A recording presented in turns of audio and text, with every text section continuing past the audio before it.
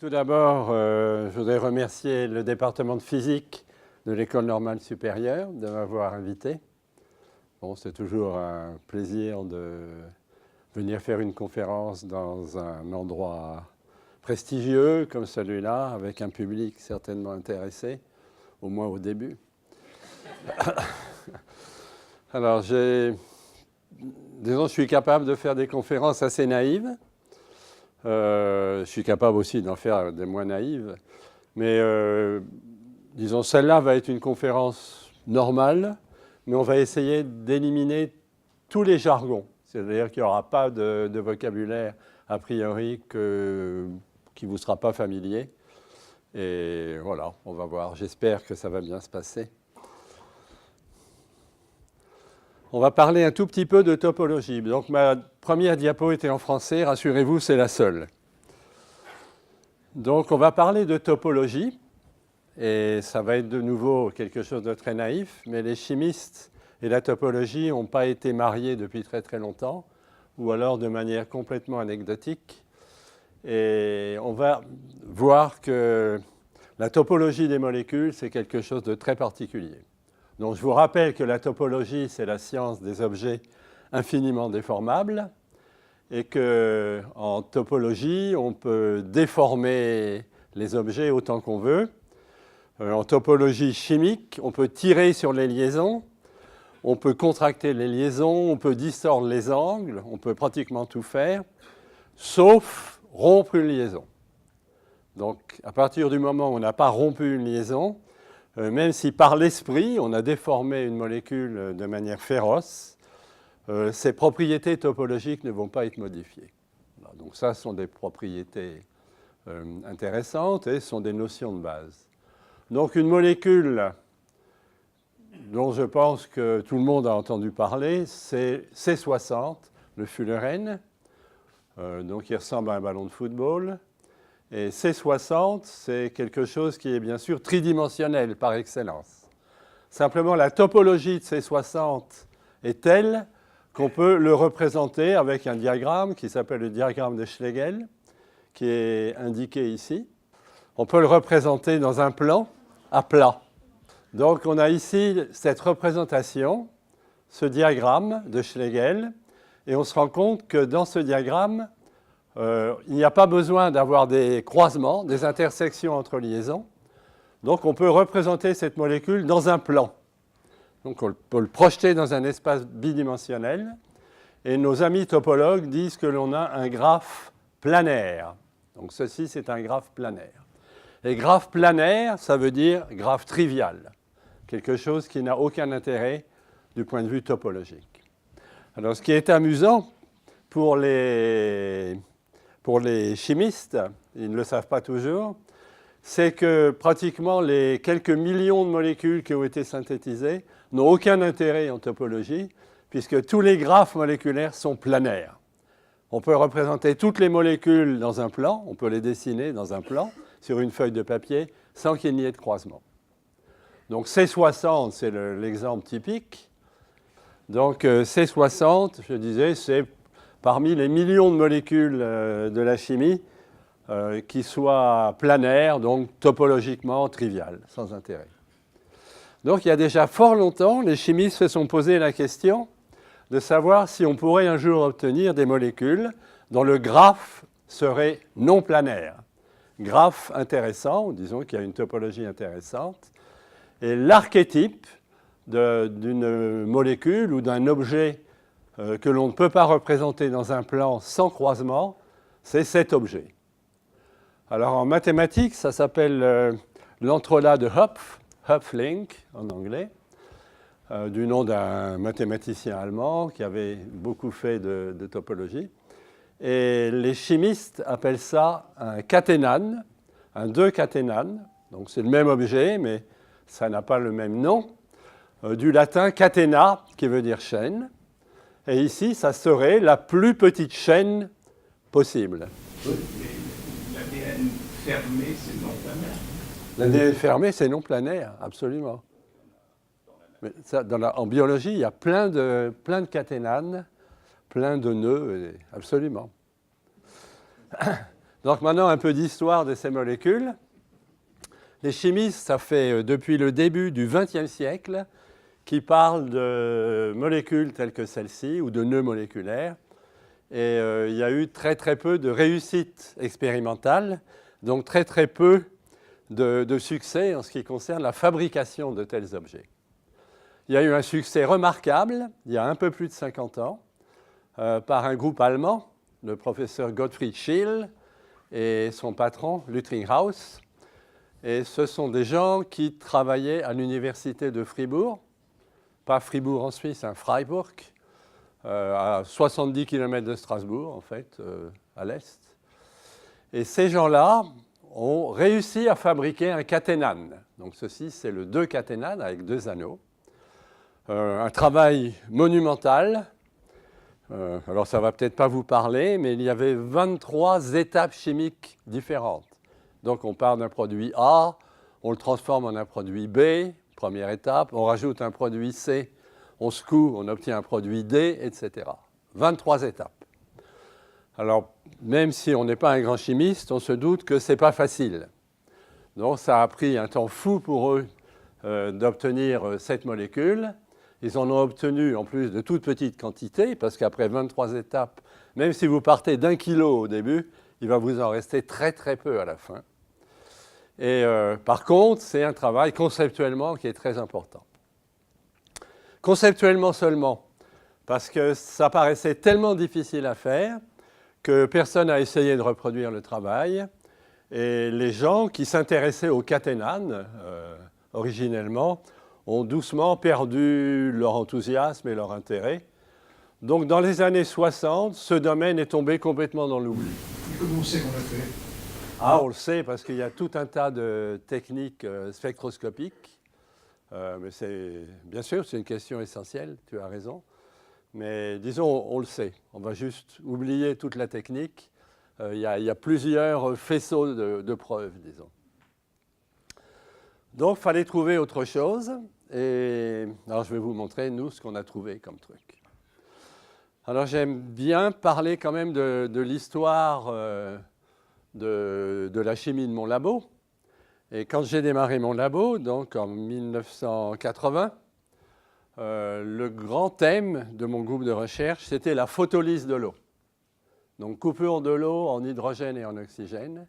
Et il y avait un grand mouvement qui continue à exister d'ailleurs, puisque ce mouvement scientifique ou même technique à un moment visait à fabriquer de l'hydrogène par voie solaire.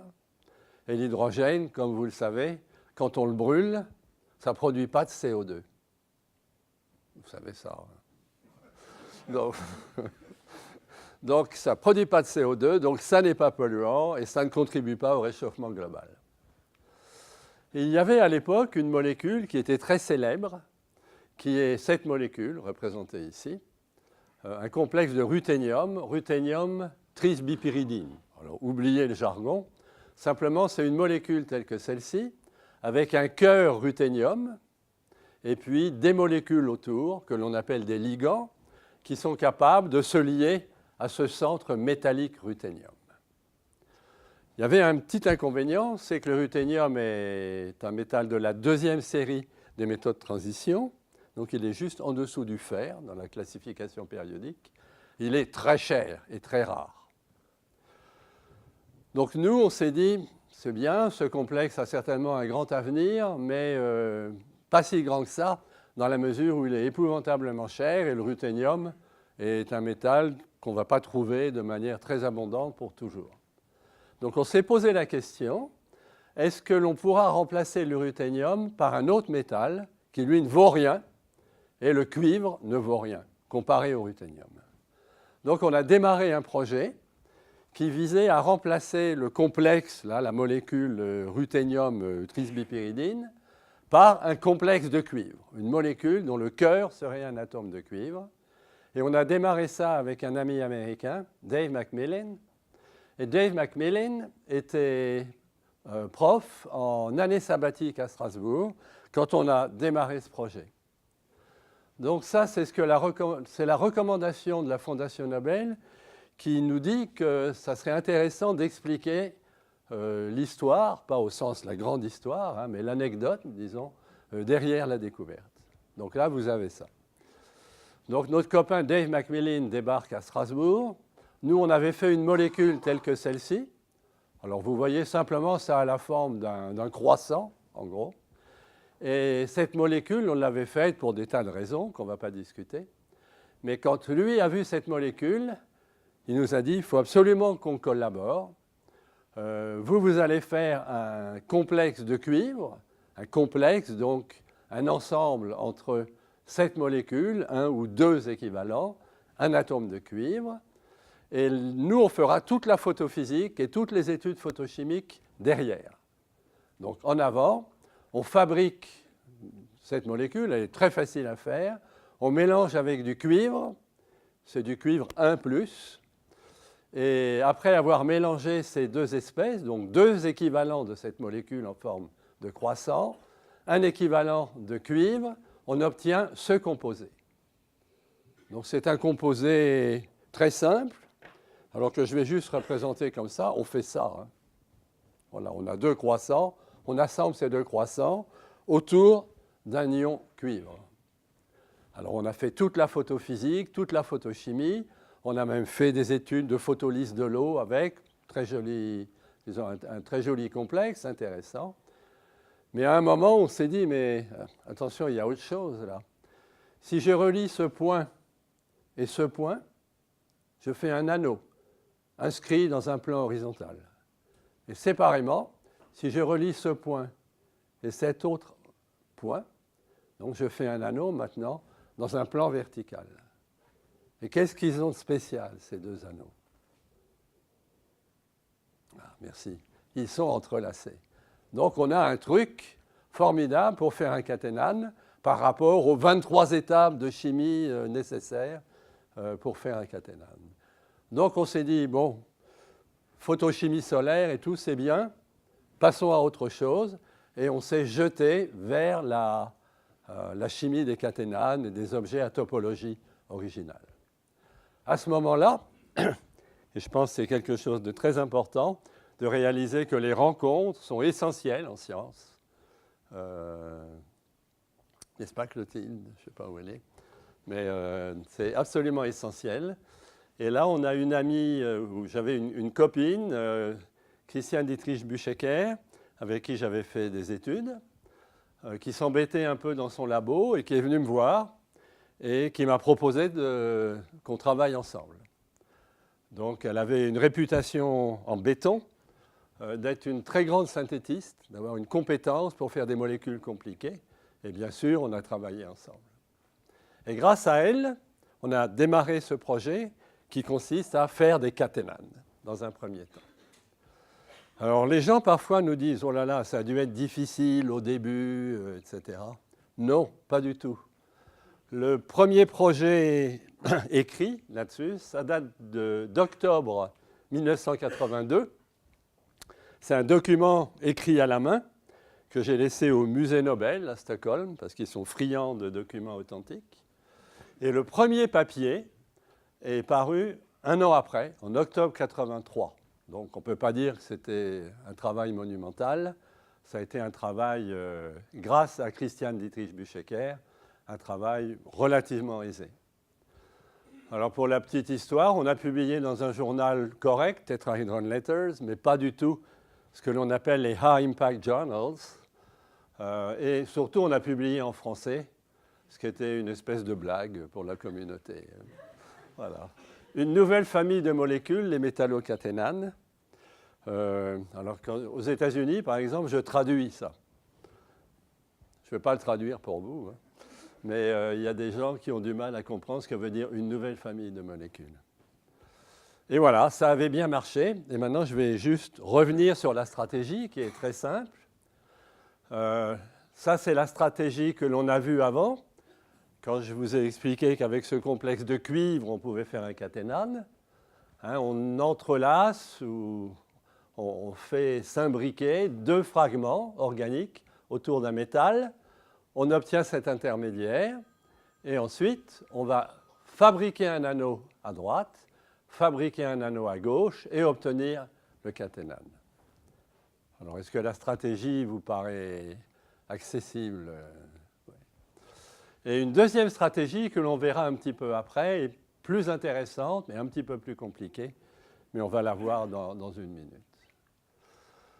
Donc, voici les dessins que l'on a faits à l'époque. Alors, Christiane Dietrich était vraiment un génie de la synthèse. Expérimentalement, elle était fantastique. Et moi, je ne vais pas dire pour m'occuper, mais presque, je faisais les dessins. Donc elle avait une contribution manifestement 1000 fois plus importante que la mienne. Donc ça sont des dessins d'une période que les jeunes gens ont du mal à imaginer, que moi j'appelle l'ère pré-Chemdraw. Chemdraw, c'est un logiciel pour dessiner les molécules que bien sûr tout le monde utilise et a utilisé depuis 20 ans, mais c'était avant. Donc le logiciel pré-Chemdraw à l'époque, c'était l'encre de Chine, du papier calque et puis un rasoir pour gratter toutes les tâches qu'on faisait, etc. Voilà. Donc ça, c'est la période pré-Chemdraw. Ça, on l'a déjà vu, hein, pratiquement. Une fois qu'on est là, on va fabriquer ce caténane. Donc on va relier, comme je le disais, ces deux points, séparément ces deux points, et on passe toute la chimie. Hein, c'est une chimie qui n'a rien de trivial, mais ce ne sont pas des méthodologies que nous avions inventées. C'était des méthodologies mises au point récemment, dans les années 80, que l'on a exploitées, que l'on a adaptées pour faire ce que l'on avait envie de faire, c'est-à-dire des caténanes. Donc voilà, en 3 étapes, on peut faire une molécule comme ça, avec un anneau ici, l'autre anneau là, le cœur cuivre qui a rassemblé tout le monde, qui est l'élément template, on dit en anglais. Et le rendement est médiocre, mais bon, 2 points. D'abord, c'est 3 étapes, 3 petites étapes, pas très compliquées. Et en plus, plus tard, on a amélioré le rendement de manière spectaculaire, puisque dans les années, fin des années 90, on était à 90% de rendement. Donc, ça a transformé complètement la situation. C'est-à-dire qu'après ce papier, où il y a eu 2 papiers, la situation des caténanes avait complètement changé et de molécules considérées comme impossibles à faire, ces composés étaient devenus des molécules très accessibles. Alors j'ai une petite vidéo préparée par un de mes anciens étudiants, qui est maître de conférence à Grenoble, Damien Jouvenot. Donc on va voir la première stratégie, qui est ce entwining, donc cette formation d'entrelacs. Donc ça, c'est la molécule en forme de croissant. Les 2 atomes d'azote, et bien sûr, ce sont ces 2 atomes d'azote qui se lient au cuivre. Donc on va rajouter du cuivre, qui va arriver par là, voilà. On obtient cet intermédiaire, avec ces 2 fragments imbriqués. Ensuite, on va fabriquer un anneau à droite. On va fabriquer un anneau à gauche et on a notre caténane. La deuxième stratégie est un petit peu plus compliquée. Pardon. On va faire la mauvaise boucle. On peut faire la mauvaise boucle. Si. Ça, c'est vraiment... on peut faire la mauvaise boucle en principe. C'est-à-dire plutôt que de faire les anneaux que l'on vient de faire, aller de là à là. Mais on ne l'a jamais vu. Donc tout est très, très favorable. Disons, si on fait de la modélisation, on se rend compte que ça doit marcher comme ça. Mais sinon, c'est très important. Donc là, on va repartir d'un anneau qui a été préfabriqué. On a toujours notre fragment, là, en croissant, disons, avec les 2 atomes d'azote, et on a déjà fermé. Là. Donc on va procéder à ce que l'on appelle l'assemblage et l'enfilage. Donc on va assembler, le cuivre arrive, il force un 2e fragment à s'enfiler à l'intérieur de l'anneau, et ensuite on cyclise. Alors si ça ne vous ennuie pas, je le refais, parce que ça a été un peu trop vite, et bon, Damien était peut-être pressé là, pour la 2e vidéo. Donc voilà, je fais arriver le cuivre, je fais arriver le fragment qui s'enfile, et je cyclise. Voilà. Donc c'est simple, hein. C'est vraiment, disons, de la chimie presque naïve. On a pu obtenir les structures aux rayons X de ces 2 composés. Donc celui que l'on venait d'obtenir avec un centre cuivre et celui obtenu après avoir retiré le cuivre, après avoir démétallé. Et on a là ces structures, donc qui sont des visions correctes, vraies, hein, ce n'est pas de la simulation, des molécules. Donc dans un cas, avec le cuivre qui est là, qui est vert, on a une structure qui est très compacte, avec des tas d'empilements, des interactions pi-pi. Et une fois que l'on a retiré le cuivre, on obtient une molécule très différente du point de vue de sa forme. Elle est très ouverte. Les deux anneaux peuvent tourner l'un à l'intérieur de l'autre. Et à l'époque, on n'était pas du tout encore dans la machinerie moléculaire, mais on avait baptisé ce processus une métamorphose moléculaire. Donc on transforme complètement la forme de la molécule en allant vers la forme libre, sans métal, ou en revenant, en remettant du cuivre. Ensuite, on a passé beaucoup de temps, et on a vraiment eu énormément de plaisir, à faire de la topologie moléculaire, c'est-à-dire à fabriquer des entrelacs et fabriquer des nœuds en utilisant des méthodes de plus en plus sophistiquées. Mais juste ça, c'était tout au début. Ensuite, vers la fin des années 80, on a pu faire des systèmes un petit peu plus compliqués. 3 anneaux, et même le record au début des années 90, ça a été 7 anneaux, un très grand anneau et 6 anneaux entrelacés avec ce très grand anneau. À la fin des années 80, début des années 90, on a réussi à obtenir les premiers échantillons du premier nœud moléculaire, premier nœud chimique, et ensuite on a bien sûr développé toute une chimie. Juste pour vous donner une idée, on a démarré ce projet en 1984. On voulait faire un anneau noué, et il s'est passé entre 4 et 5 ans avant que l'on obtienne les premiers résultats positifs. Donc c'est pour dire que la chimie peut être très difficile et requérir énormément de travail. Et ça a été l'une des molécules les plus sophistiquées au niveau de la topologie.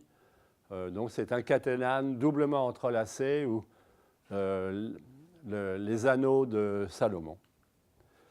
Je vais passer quelques minutes sur le nœud de trèfle. Donc le nœud de trèfle, alors ça c'est une vue d'artiste de Cornelis Escher, un graphiste hollandais. Et je vais vous expliquer la stratégie que nous avons utilisée. Donc, si vous vous souvenez, ça correspond à la fabrication d'un caténane. Ça. Donc, très simple, un métal, 2 petits fragments qui vont conduire à ce précurseur. Ensuite, on cyclise et on obtient notre caténane. On va juste doubler. On prend un fragment moléculaire avec 2 bosses. Donc, les bosses étant les petits fragments qui peuvent interagir avec le métal. On fait réagir avec 2 équivalents de ce métal et on obtient un entrelac hélicoïdal, donc à 2 brins. Ensuite, on cyclise, on va de là à là, on va de là à là, et on obtient un nœud. Donc ceci, c'est déjà un nœud, représenté de manière non classique, sous sa forme hélicoïdale, et on peut retirer le métal et on obtient le même nœud. Hein, topologiquement, c'est strictement identique, le même nœud représenté sous une forme plus classique, disons, en topologie. Alors j'attire aussi votre attention sur le fait qu'on a des doubles hélices ici, et une double hélice, bien sûr, c'est un élément, presque l'élément le plus chiral, même si ceci ne veut rien dire, mais disons, c'est la chiralité, le cœur de la chiralité. Donc le nœud va également être au cœur de la chiralité, et on pourra obtenir le nœud droit et le nœud gauche. Maintenant, la chimie, on va passer ça assez vite. Donc ça, c'est le petit fragment à 2 bosses. Hein, pour revenir, c'est ceci. Une bosse là, une bosse ici. Donc voici une bosse, l'autre bosse. On fait interagir avec du cuivre et on obtient ce précurseur. Alors, au début du travail, les rendements étaient absolument lamentables. mais Christiane Dietrich était terriblement déterminée, donc elle a réussi sa synthèse et elle a pu, disons, isoler le nœud. Alors tout d'abord, c'est le précurseur ici, et on va maintenant cycliser, aller de là à là, et séparément de là à là. Donc c'est représenté ici. On part de ce précurseur, dont on a de toutes petites quantités, dans un mélange infâme. On fait la réaction, donc avec du carbonate de césium, etc. Et on va cycliser, donc relier ce point, et séparément relier ce point et cet autre point. Et on obtient le nœud. Ceci, c'est un anneau, c'est un seul anneau. Ce n'est pas du tout deux anneaux comme dans un caténane, avec un rendement qui est terrible, qui est vraiment dramatique. Mais il faut savoir aussi qu'au fil des années, on a amélioré et que le 3% a été transformé en 75%. Donc là, ce que je vous raconte, c'est juste le tout début de ces recherches. Ensuite, on a trouvé des propriétés assez amusantes. Donc on va retirer les deux atomes de cuivre de manière très simple, par une réaction chimique très simple, et on obtient l'anneau sans métaux. Donc ça, c'est l'anneau, c'est le nœud sans ces métaux. Et cette molécule subit un processus intéressant de reptation. Donc on a pu démontrer qu'il y a une reptation très lente, hein, un petit peu comme des serpents. Donc les chaînes coulissent ou glissent les unes sur les autres de manière très très lente. Et il n'y avait pratiquement pas d'exemple de petites molécules, entre guillemets, subissant des processus de reptation aussi lents. Et puis ensuite, ce que l'on a fait, on s'est intéressé à la déméthallation en utilisant du cyanure de potassium. Alors ça a tout changé par rapport à la réaction précédente. Lorsque l'on utilise du cyanure de potassium, on retire le cuivre, et le cuivre va être remplacé par du potassium, des ions K+, et les ions K+, aiment bien interagir avec des atomes d'oxygène. Donc les ions K+, vont interagir avec les atomes d'oxygène qui sont à l'origine, à la périphérie, et la molécule, alors, va être complètement inversée, exactement comme une peau de lapin. Hein, quand je suspends un lapin écorché et que je veux lui retirer sa peau, enfin, je ne l'ai pas fait souvent, mais disons, on tire et on obtient la peau complètement à l'envers. Donc, l'intérieur devient l'extérieur. Et là, c'est exactement ce qui se passe. L'intérieur, qui était à l'origine ici, devient l'extérieur. Et bien sûr, l'extérieur devient l'intérieur. Donc, c'est un processus qui est complètement nouveau, disons, pour des molécules et qui nous avait beaucoup amusés. Donc, voici la forme avec les deux atomes de cuivre, ici. Et ces parties-là à l'intérieur. Les parties avec des atomes d'oxygène sont à l'extérieur. Donc, ça, c'est une structure orionzique, ce n'est pas une vue de l'esprit. Hein. La molécule est vraiment comme ça. Et puis ensuite, on va retirer les atomes de cuivre, on ajoute du potassium et ça se transforme complètement. La partie externe se met à l'intérieur de la molécule pour entourer deux atomes de potassium, K+. Et tout ça, c'est réversible, c'est complètement réversible. Maintenant, on va passer à la machinerie moléculaire et je vais vous dire pourquoi nous, on a été très très intéressés par la machinerie avec des molécules artificielles. Parce qu'à l'époque, on lisait quand même pas mal de biologie moléculaire, où on allait à des séminaires de biologie moléculaire, et on s'est rendu compte qu'en biologie, ça gigote tout le temps. C'est-à-dire qu'il y a des machines très performantes, disons très spécifiques, qui sont des moteurs rotatifs, qui sont des moteurs linéaires, et tout ça, dans le monde des protéines, ça s'appelle les protéines motrices. Et ces protéines motrices, j'ai juste mis deux exemples ici. La première, c'est l'ATP synthase, qui se comporte comme un moteur rotatif. Et la deuxième, c'est la kinésine, qui est capable de marcher sur des microtubules dans la cellule. Alors très rapidement, ça m'inquiétait parce que je n'avais pas encore eu d'ennui avec mon laser. L'ATP synthase, moteur rotatif, il faut savoir que c'est complètement universel. C'est une enzyme qui existe dans tout ce qui vit et qui est à peu près la même pour les mammifères, dont nous, et les archéas ou archées, qui sont les organismes les plus primitifs, qui ont à peu près 3,7 milliards d'années. Donc c'est pratiquement la même enzyme. Ce n'est pas une enzyme mineure, puisque de l'ATP, il faut en fabriquer tout le temps. Et je vous rappelle qu'on fabrique chaque jour à peu près la moitié de notre poids en ATP. Donc, je ne me suis pas pesé ce matin, mais bon. Donc, voilà, c'est vraiment quelque chose de totalement universel. Et la kinésine, elle est là pour transporter la matière dans la cellule, et notamment, elle tire des gros sacs avec les molécules synthétisées dans les usines biosynthétiques à l'intérieur de la cellule, et elle les transporte là où la cellule en a besoin. Donc, juste 2 exemples. Mais il y a des dizaines et des dizaines de machines comme ça, de protéines motrices, et qui ont un rôle absolument essentiel. Alors, maintenant, revenons aux caténanes et aux rotaxanes. Donc, a priori, ces caténanes et ces rotaxanes sont parfaitement adaptés au mouvement. Puisque, par exemple, si ici, je suis capable de faire bouger cet anneau de cette position à cette position, je suis tout près de faire un moteur linéaire. Donc, d'avoir quelque chose qui ressemble à un piston bougeant dans un cylindre. Ici, si je peux faire tourner cet anneau autour de son axe, je vais avoir un moteur rotatif. De la même manière, ici, si je peux faire tourner cet anneau à l'intérieur de l'autre anneau, bleu, je peux avoir un moteur rotatif également. Alors, je voudrais juste dire que ce domaine a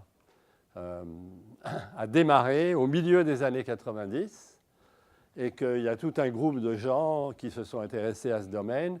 Au départ, il y avait le groupe de Fraser Stoddart, Vincenzo Balzani à Bologne. Il y avait un autre groupe. Et puis voilà, en fait, au début, c'était les seuls groupes.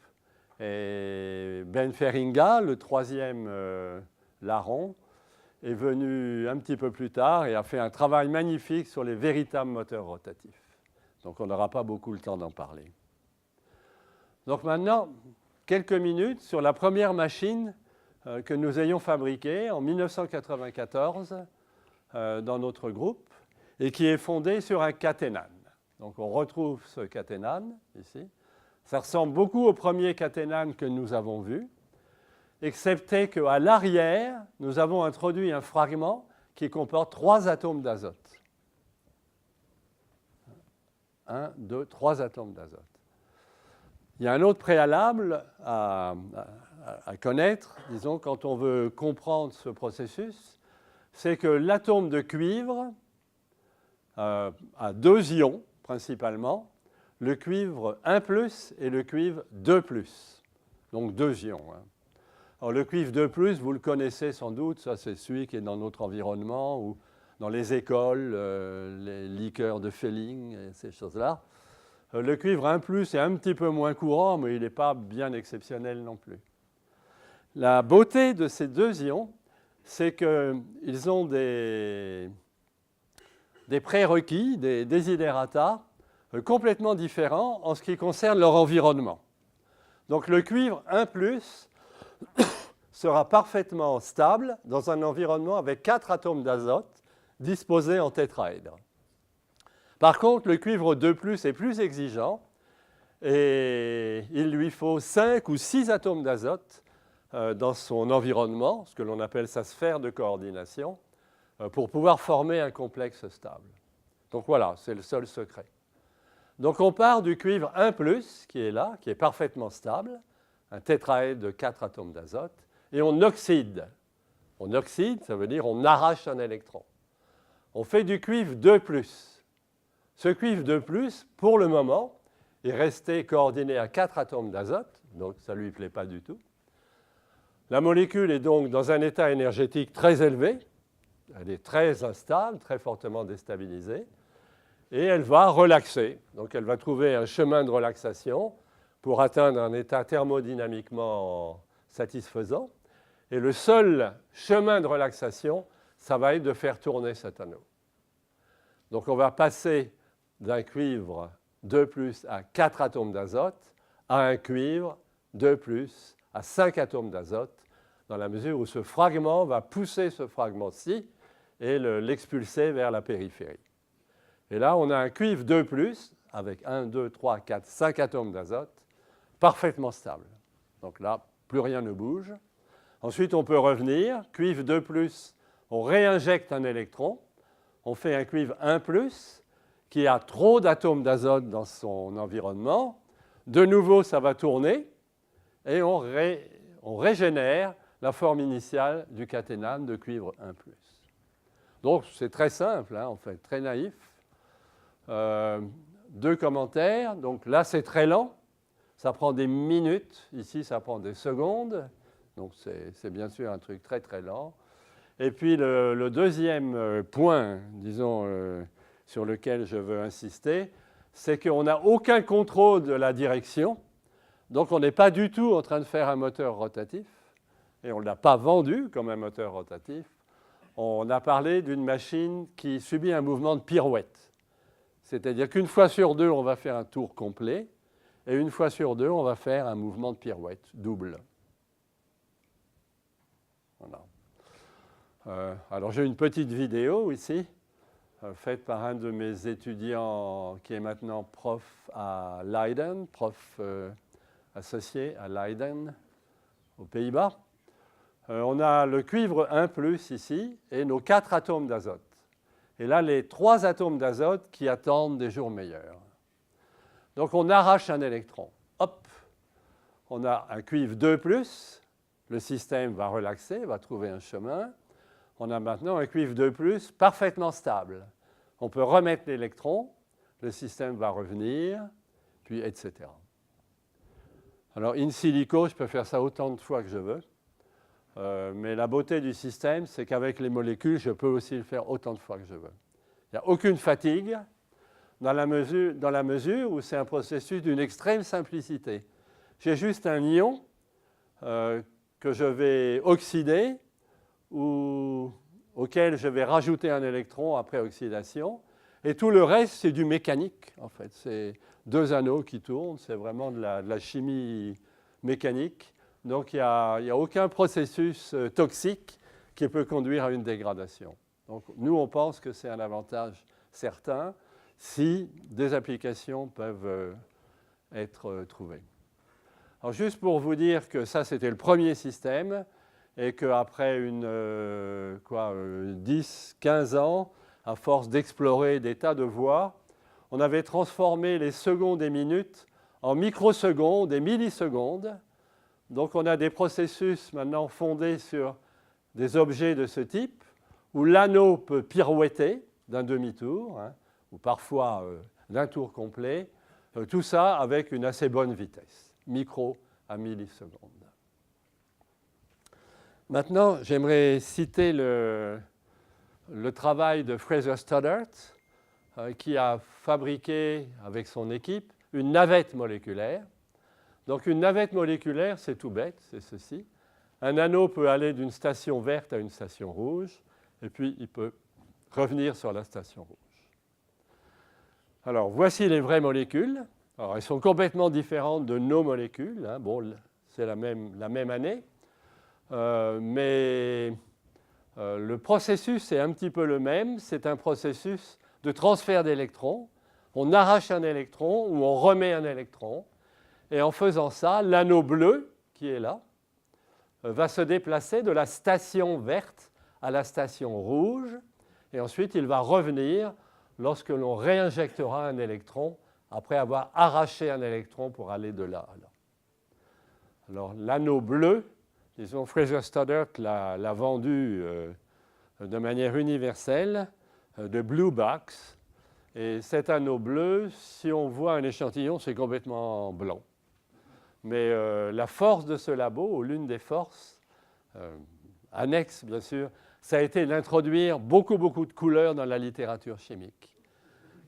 Comme ça a été c'était des molécules assez compliquées, les chimistes classiques n'étaient pas habitués à voir des molécules comme ça, à voir des mouvements.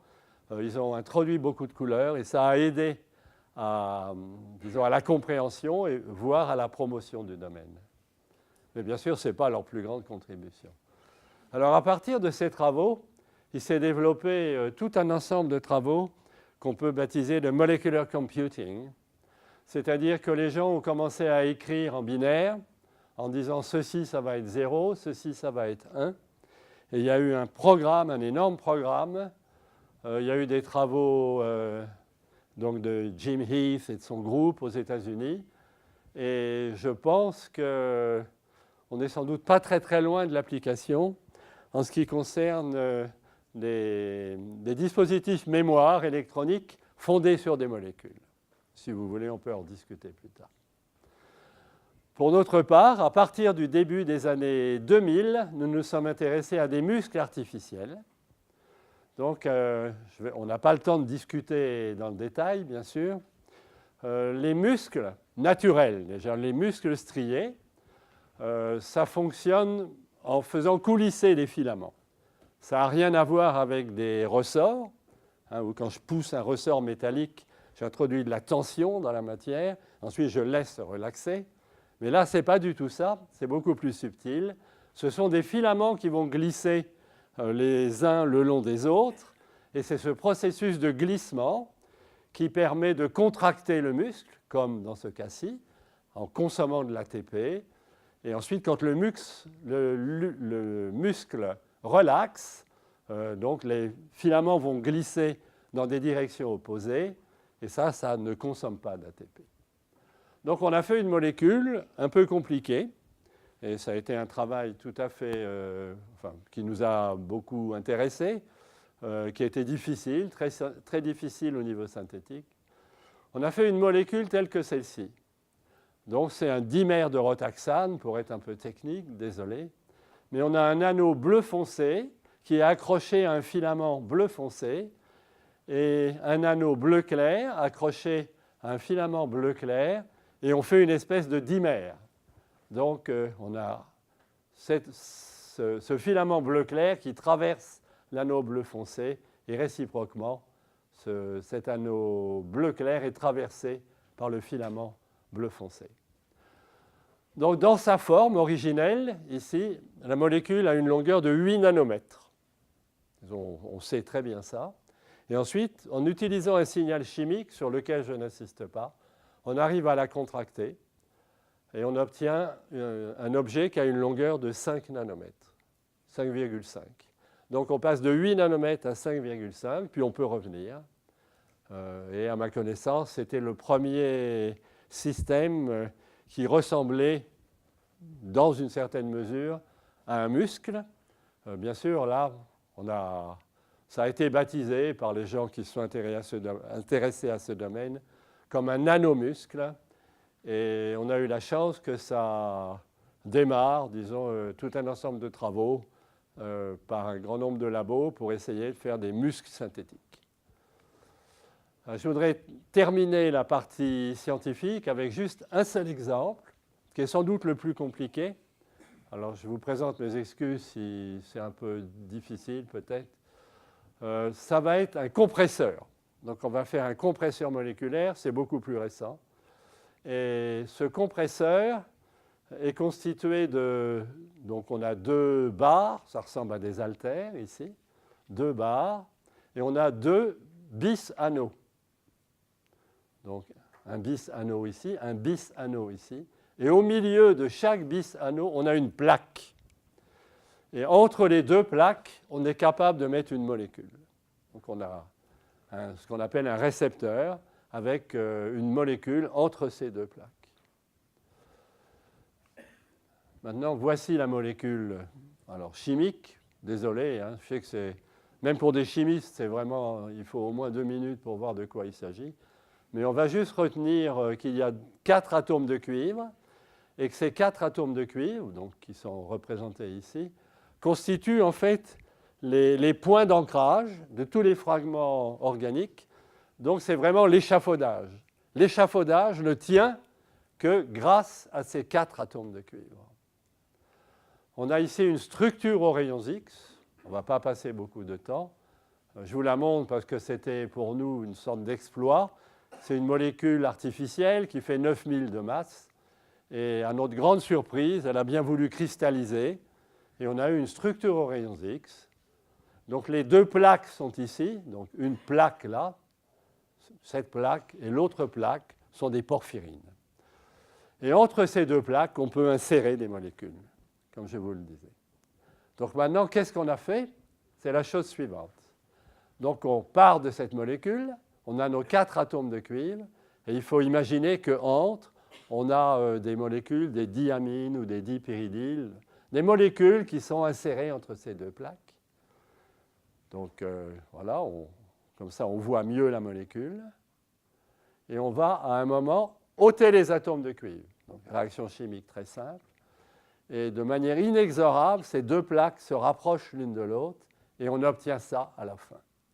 Donc dans un premier temps, les molécules qui étaient piégées sont comprimées, leur conformation change, leur forme change, et puis à un moment, elles vont être expulsées.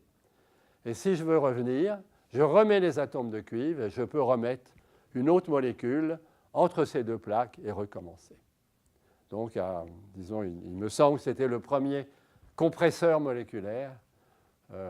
Voilà. Donc, c'est représenté ici de manière très simple. Guest, donc la molécule entre les 2 plaques, c'est guest. Et ce guest va être expulsé lorsque je retire les atomes de cuivre, parce que les 2 plaques viennent coller l'une contre l'autre. Je voudrais juste terminer en disant que mon impression, enfin c'est un peu l'impression des labos dans ce domaine, c'est qu'avant l'émergence des machines moléculaires, les molécules de synthèse étaient surtout considérées comme des molécules immobiles ou peu mobiles, à part bien sûr les mouvements aléatoires, disons mouvements stochastiques importants liés à l'agitation thermique, à l'énergie brownienne. Mais il n'y avait jamais eu de projet sur la synthèse d'un moteur, la synthèse d'une machine. Donc, il me semble que c'est la contribution principale des gens qui travaillent dans ce domaine. Je voudrais juste remercier un ensemble de gens dans le système français. Si on arrive à bien s'adapter, c'est quelque chose que je dis à l'étranger en général, mais je le dis aussi ici. Si on arrive à bien s'adapter, ça peut être un système formidable, dans la mesure où on peut travailler avec un groupe d'amis. Et pour moi, ça a été un groupe d'amis, les gens du CNRS ou les gens de l'université avec lesquels j'ai travaillé, que l'on appelle permanents, mais je veux dire qui ont un rôle aussi important que le chef de labo. Hein. Et voilà, donc je voudrais les remercier très fortement. Je voudrais remercier mes 2 premiers thésards, donc, qui sont rentrés dans mon labo à la fin des années 70, parce qu'ils ont eu un grand impact sur l'avenir de cette équipe. Il y a eu beaucoup de gens qui ont fabriqué des molécules, des caténanes, des rotaxanes, des nœuds. Donc malheureusement, on n'a pas beaucoup le temps de les remercier de manière individuelle. Mais disons, bien sûr, notre équipe et moi-même, nous leur devons tout. Beaucoup de gens qui ont travaillé sur les machines moléculaires, bon, qu'on appelle ici catenanes and rotaxanes in action. Je voudrais remercier aussi l'Institut de chimie, l'Université de Strasbourg, le CNRS, les communautés européennes. Alors j'ai presque honte de le dire, mais c'était avant la période ERC qui est devenue aussi tellement compétitive, mais on devait avoir un contrat européen tous les 2 ans. Et voilà, ça fait honte un peu. La région Alsace, on a à Strasbourg la chance d'avoir une fondation privée, à fonctionnement privé, hein, qui s'est affranchie des règles des fonds publics, Frontier Research in Chemistry, qui a un rôle formidable. Mon nouvel institut, Northwestern University, où j'ai passé 3 ans, disons, entre Strasbourg et Evanston, près de Chicago. Mon ancien boss et ami, Jean-Marie Lehn, qui avait l'air encore plus content que moi quand il y a eu l'annonce du prix Nobel. Ensuite, Malcolm Green à Oxford. 2 profs qui ont eu beaucoup d'influence, Guy Ourisson et Raymond Weiss. Bon, Guy Ourisson, peut-être un certain nombre d'entre vous le connaissez. Il nous a quittés il y a une dizaine d'années. Ma famille et puis mes 2 camarades, Fraser Stoddart et Ben Feringa. Juste pour vous les montrer, pour ceux qui n'ont pas vu leur tête. Donc ça, c'est Fraser Stoddart, que je connais depuis la fin des années 70, donc, et avec qui il n'y a jamais eu le moindre sentiment de compétition. Et Ben Feringa, c'est le jeune homme qui est né en 51 et qui a fait des moteurs rotatifs de manière absolument magistrale. Voilà, je vous remercie.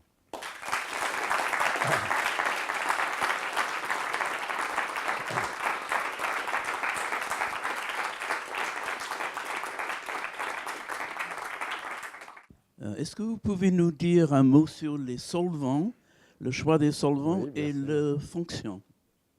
Comment on peut modifier les choses? Ah oui, non, c'est une question très importante. Le choix des solvants et la fonction des solvants, on a mis un certain temps à comprendre ça.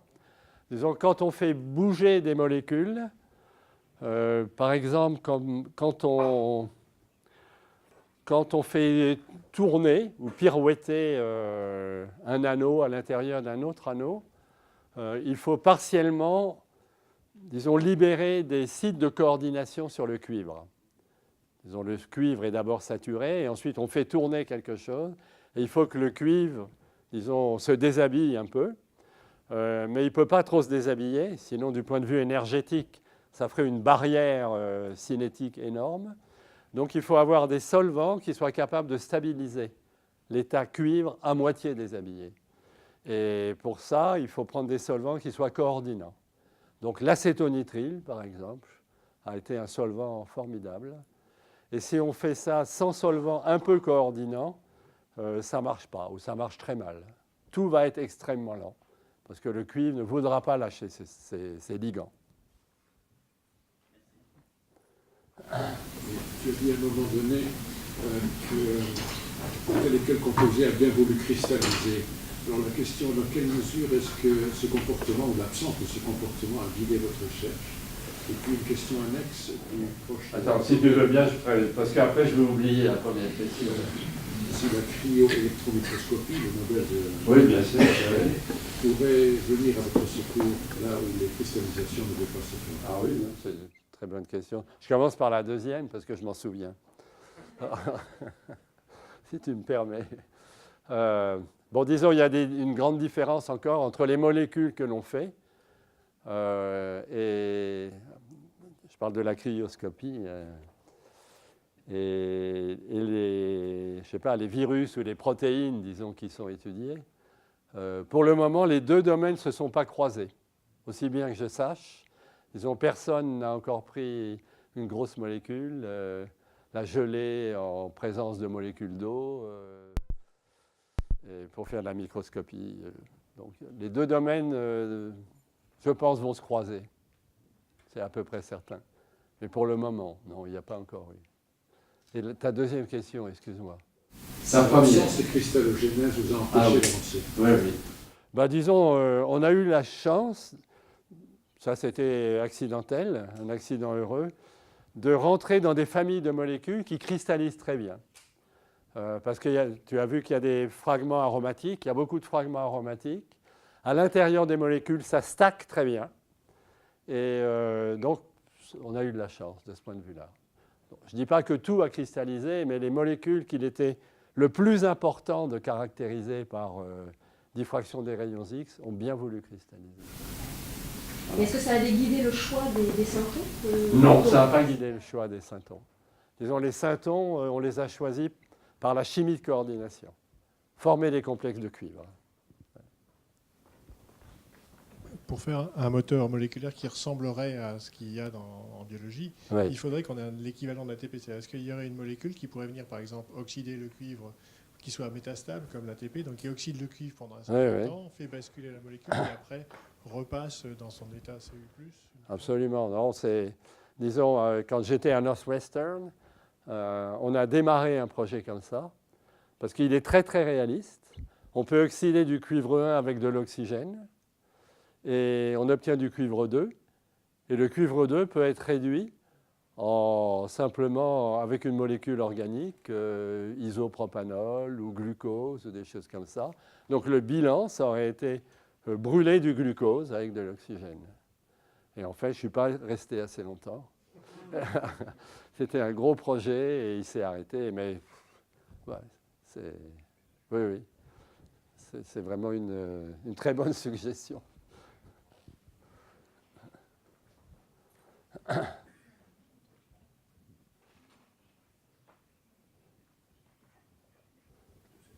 Merci beaucoup. Et la question, ça serait pour la dernière molécule que vous avez montrée, donc le compresseur, là. Est-ce qu'elle pourrait servir pour être un capturateur, au-delà d'être un compresseur? Pour être un capturateur, enfin faire de la capture de molécules. Un capteur. Oui, non, merci. Ça. Et je pense, vous avez parlé de l'hydrogène au début de votre présentation, mais donc par exemple là je pense au CO2. Et est-ce que ce serait assez sélectif pour des petites molécules? Disons, la cavité est énorme par rapport à CO2. On doit pouvoir mettre une bonne dizaine de CO2 dedans. Mais je trouve que c'est une très bonne idée. C'est-à-dire, sous cette forme, la molécule n'a aucune propriété intéressante. Et ensuite, on rajoute du cuivre et on la transforme en un récepteur ou un capteur. Ou un captateur. Voilà. Non, c'est une très très bonne idée. On n'a pas fait ça. D'une certaine manière, ce que vous dites, enfin, peut-être que je me trompe, c'est un peu l'équivalent des MOFs, Metal Organic Frameworks, non, disons des assemblages avec des métaux et des molécules organiques qui ont des cavités capables d'accueillir des molécules invitées, comme du CO2. Et vous verriez un intérêt particulier à ces structures-là par rapport aux MOF si on les utilisait Ces structures-là, disons, elles sont vraiment très sophistiquées. C'est de la synthèse, bon, c'est prétentieux ce que je vais dire, mais de haut niveau quand même. Il faut vraiment travailler avec des gens qui sont très très formés à la synthèse. Donc, à molécules sophistiquées devrait correspondre une fonction sophistiquée. Alors, dans la machinerie, c'est effectivement une fonction très sophistiquée, de comprimer, de tourner, de détendre, etc. Mais, disons, pour capter, pour piéger les molécules, je pense qu'il y a moyen de faire plus simple, avec les MOF, par exemple. Est-ce qu'il y a quelque chose de systématique finalement que vous ayez trouvé dans le processus pour former ces boucles, ces anneaux, etc. Ou est-ce que c'est simplement, je dirais, l'accumulation d'un savoir progressif, mais dans lequel vous n'avez aucune logique? Est-ce qu'il y a un peu une logique que vous avez trouvée? J'ai essayé de l'expliquer au début, là.